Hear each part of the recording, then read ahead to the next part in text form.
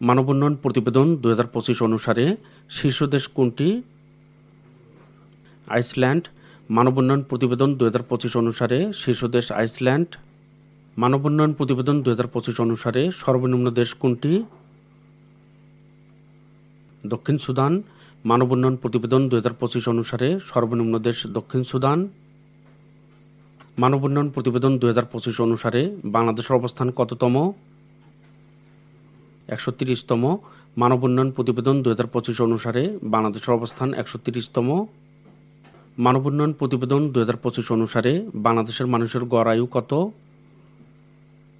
74.7 বছর। মানব উন্নয়ন প্রতিবেদন 2025 অনুসারে বাংলাদেশের মানুষের গড় আয়ু 74.7 বছর। মানব উন্নয়ন প্রতিবেদন 2025 অনুসারে বাংলাদেশের মানুষের মাথাপিছু আয় কত?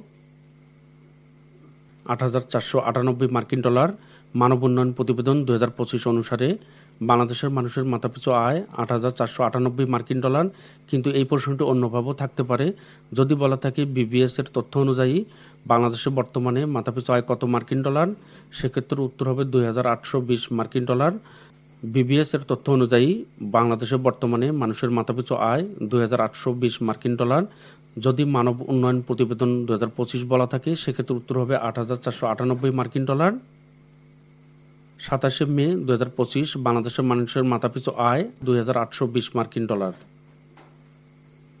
ইন্টারন্যাশনাল বুকার পুরস্কার 2025 লাভ করেছেন কে? ভারতের বানু মুস্তাক। ইন্টারন্যাশনাল বুকার পুরস্কার 2025 লাভ করেছেন ভারতের বানু মুস্তাক। ইন্টারন্যাশনাল বুকার পুরস্কার 2025 বিজয়ী গ্রন্থের নাম কি? Heart lamp. ইন্টারন্যাশনাল বুকার পুরস্কার 2025 বিজয়ী গ্রন্থের নাম হার্ট ল্যাম্প।